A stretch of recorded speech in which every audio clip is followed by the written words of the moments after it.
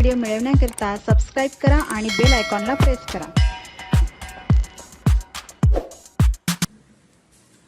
नमस्ते विद्यार्थी मित्रांनो, कष्टी चंद्रपूरमध्ये तुम्हा सर्वांचे पुन्हा एकदा मनपूर्वक स्वागत आहे। आज आपण समर बेसिक एज्युकेशन डे 8 मध्ये कोणत्या टॉपिकचा अभ्यास करणार आहोत। चला तर मग बघूया।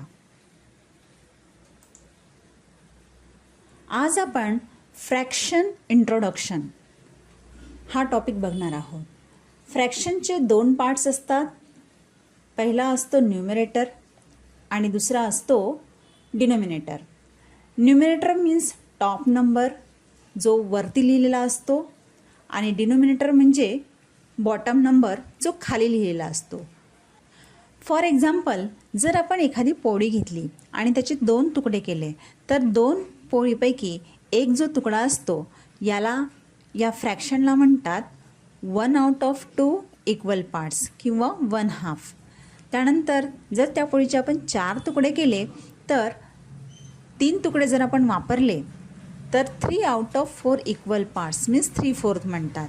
आता रिअल लाईफमध्ये आपल्याला कोणते एक्झाम्पल आपण देऊ शकतो, जसं पिझ्झा जेव्हा आपण खातो तेव्हा 4 भागापैकी 1 पिझ्झा खाणे, जेव्हा पाणी पितो तेव्हा 2 ग्लासपैकी 1 ग्लास पाणी पिणे, आपण एखादं जेव्हा पुस्तक रीडिंग करतो तेव्हा 5 पानांपैकी 3 पानं वाचन करणे, असे अनेक फ्रॅक्शन्स आपण रिअल लाईफमध्ये बघतो। त्यानंतर इथे काही प्रॅक्टिससाठी क्वेश्चन्स दिलेले आहे, ते तुम्ही स्क्रीनवर बघू शकता। हा क्वेश्चन आहे राईट द फ्रॅक्शन। इथे तुम्हाला क्वेश्चन वाचायचे आहेत आणि याचे फ्रॅक्शन लिहायचे आहे। यानंतर identify the numerator and denominator. इथे तुम्हाला न्यूमरेटर लिहायचं आहे आणि या लाईनमध्ये तुम्हाला डिनोमिनेटर लिहायचं आहे। त्यानंतर इथे आहे fill in the blanks. Fill in the ब्लँक्समध्ये तुम्हाला क्वेश्चन्स वाचून त्याचे आन्सर्स लिहायचे आहेत। इथे तुम्हाला draw and shade the given fraction, म्हणजे इथे तुम्हाला काही पिक्चर्स दिलेले आहेत, तुम्हाला ते शेड म्हणजे कलर करायचे आहे। इथे तुम्हाला कोणता नंबर मोठा आणि कोणता नंबर छोटा याचा फ्रॅक्शन इथे दिलेला आहे, ते तुम्हाला सोडवायचं आहे।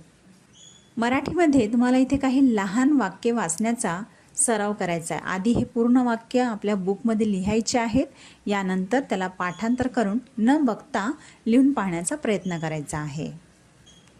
त्यानंतर आपण धिस, दॅट, दीज, दोज याचा वापर कसा करायचा हे बघणार आहोत। जर अगदी जवळची वस्तू असेल तर त्याला म्हणतात धिस इज ए बुक। थोडी एखादी वस्तू दूर ठेवली असेल तर त्याला म्हणतात दॅट इज ए ट्री। एखादी वस्तू जवळ असते पण ती जास्त प्रमाणात असते तेव्हा त्याला आपण म्हणतो डीज।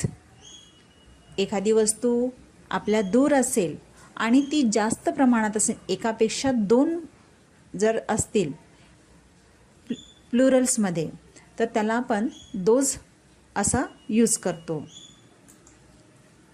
इथे काही इझी रूल दिलेले आहेत, जसं नियर +1 म्हणजे धिस, फार +1 म्हणजे दॅट, नियर प्लस मेनी म्हणजे दीज आणि फार प्लस मेनी म्हणजे दोज। इथे काही एक्झाम्पल दिलेले आहेत आणि इथे फिल इन द ब्लँक्स ही एक छोटीशी एक्सरसाइज दिलेली आहे जी तुम्हाला सोडवायची आहे। धन्यवाद विद्यार्थी मित्रांनो। व्हिडिओ आवडल्यास लाईक, शेअर आणि कमेंट नक्की करा। पुन्हा भेटूया आपण नेक्स्ट व्हिडिओमध्ये डे 9 मध्ये।